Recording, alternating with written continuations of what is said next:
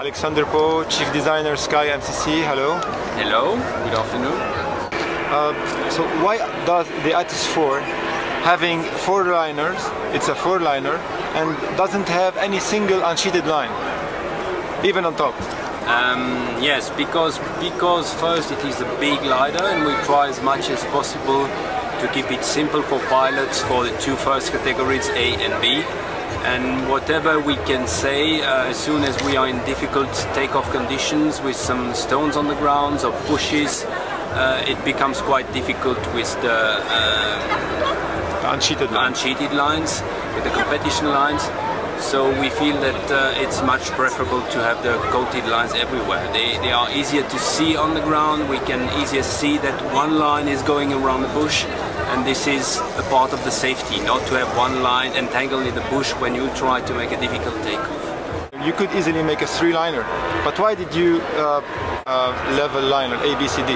Yeah, well, it's a technical choice from the beginning to try to start from a concept which is not extreme, because as soon as the concept is reasonable, you can basically let it fly, and it's much better to have a reasonable glider that you let fly rather than extreme concept that you have to trim back to go through certification. This is the first point. And then I would say there is another philosophy. We don't go in the fashion of the ideas. The fashion of the ideas at the moment is, for instance, that the line is a drag. And this is a bit simplified. Basically, the line is not first a drag. It's a point to set up the canopy, to trim the canopy.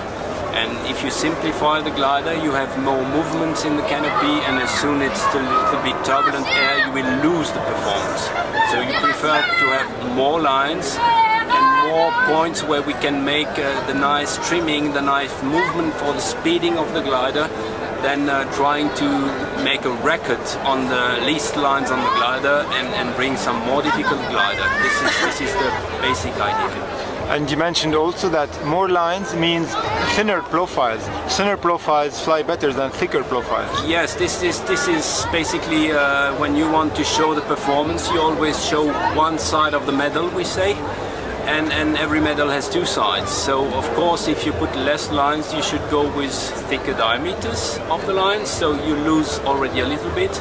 There are some big lies that are told about the lines, like we have 3-liners, so it's 25% less line than a 4-liner, which looks so logical that any customer will believe it.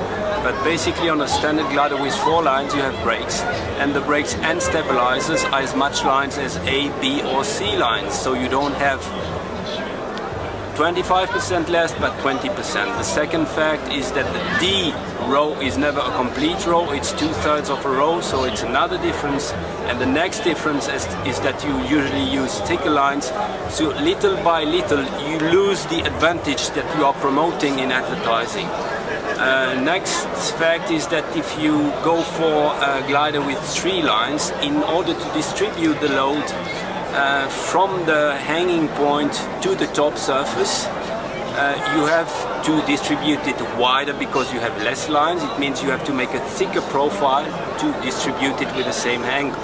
So once you see all what you lose through the fact that the glider is less stable, by the fact that the line should be thicker, by the fact that the canopy should be thicker, at the end you lost all the performance that you gain with the concept, and you probably lost a bit of the safety as well. So we take it opposite, and it seems it's worked. We finally come to very similar performance like the other gliders, with what we feel is nicer to fly and more safe glider.